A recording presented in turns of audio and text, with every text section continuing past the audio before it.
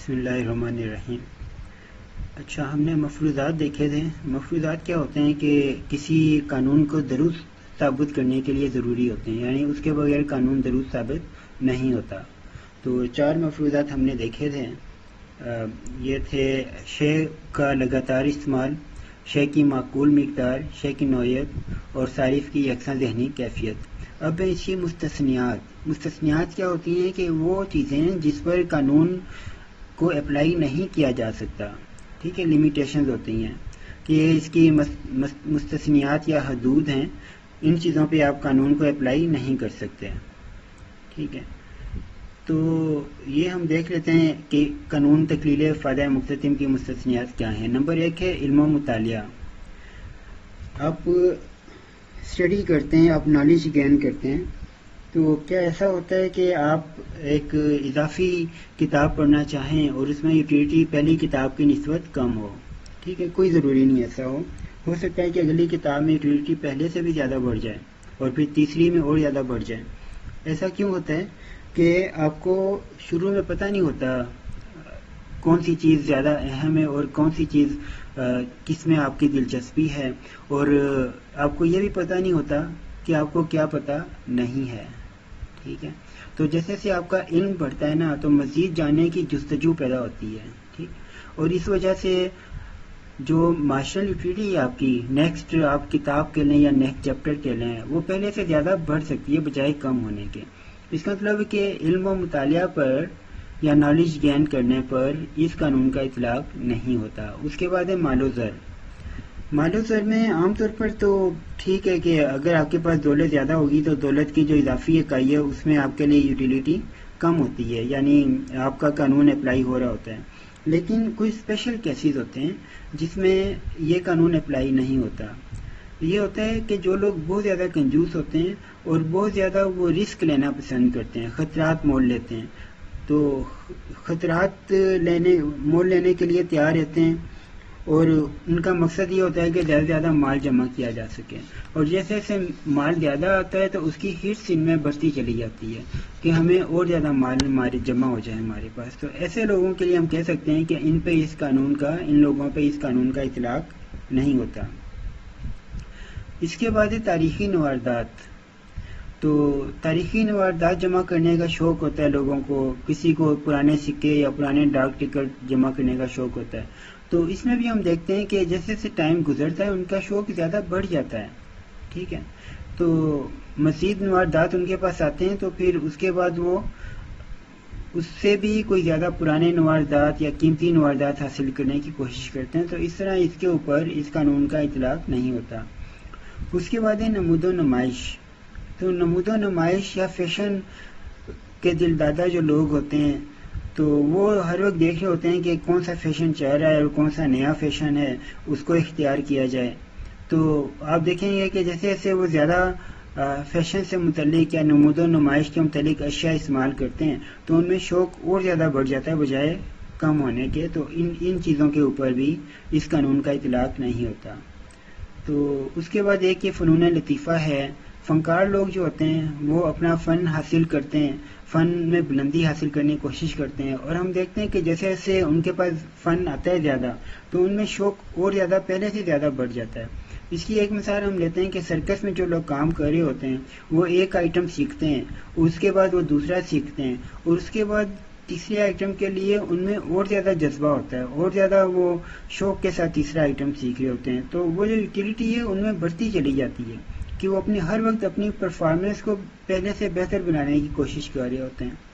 تو یہ جو فنون لطیفہ یا فائن آرٹس ہیں اس میں بھی اس قانون کا اطلاق نہیں ہوتا۔ یہ 5 تھے جس میں قانون کا اطلاق نہیں ہوتا۔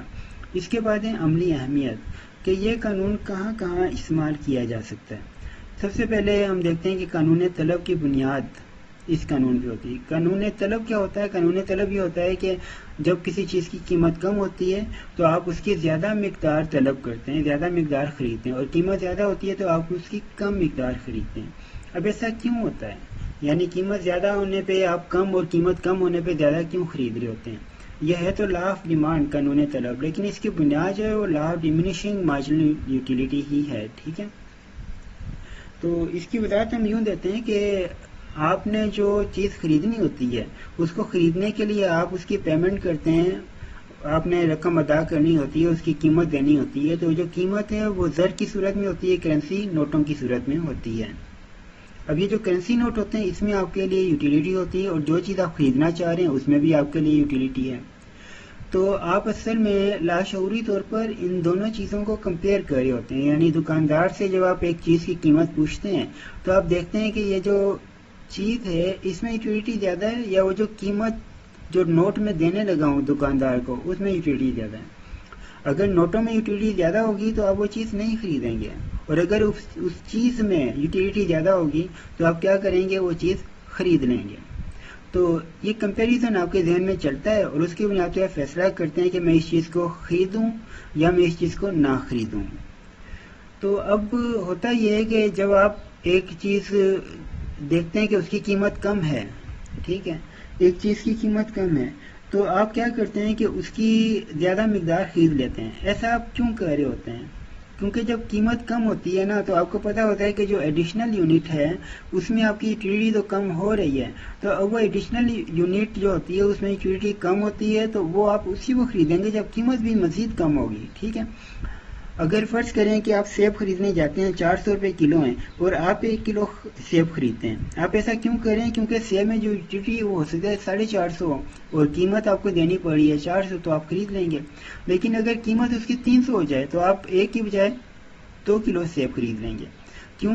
کہ جو سیب کا سیکنڈ کے جی ہوگا اس میں یوٹیلیٹی آپ کے لیے کم ہوگی، اس میں فرض کریں 350 تھی، 350 تھی سیکنڈ کے جی میں، فرسٹ کے جی میں 450 تھی، سیکنڈ کے جی میں 350 تھی۔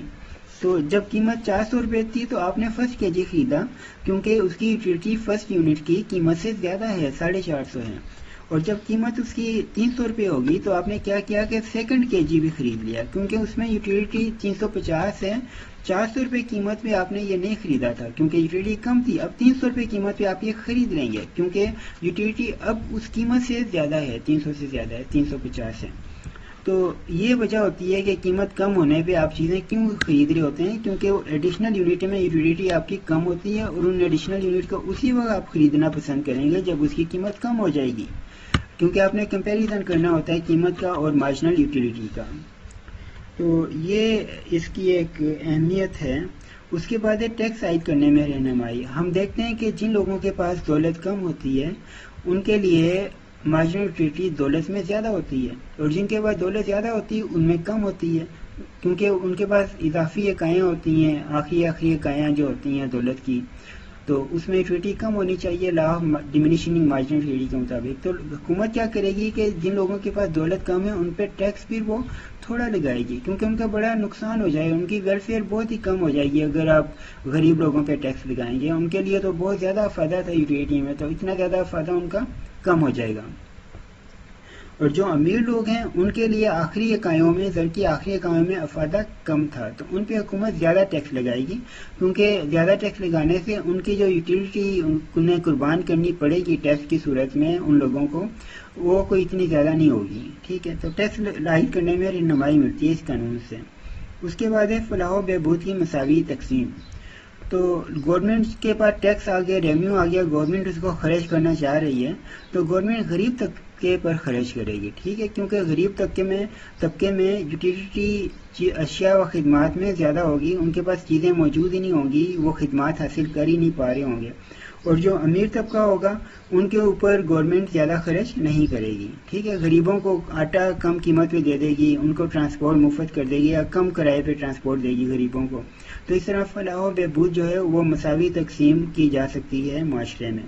اس کے بعد ہے قانون مساوی فائدہ مختتم، یہ نیکسٹ قانون ہے، ابھی ہم پڑھیں گے۔ تو اس کی بنیاد بھی اصل میں اسی پر ہے، قانون تکلیل فائدہ مختتم پر، ٹھیک ہے۔ نیکسٹ قانون کی بنیاد جو ہے یوٹیلیٹی کا، اس کی بنیاد آپ کے اسی قانون پر ہے۔ اس میں یہ ہوتا ہے کہ آپ اشیاء جب مختلف خرید رہے ہوتے ہیں تو آپ کمپیئر کر رہے ہوتے ہیں ان کی یوٹیلیٹی کو، تو اگر یوٹیلیٹی یعنی ہر چیز جو خرید رہے ہوتے ہیں ان کی مارجنل یوٹیلیٹیز کو آپ ایکول کرنے کی کوشش کرتے ہیں، مساوی کرنے کی کوشش کرتے ہیں، تو اس طرح آپ لمیٹڈ ریسورسز سے میکسیمم یوٹیلیٹی حاصل کر سکتے ہیں۔ یہ ابھی ہم نیکسٹ جو ہے وہ پڑھیں گے۔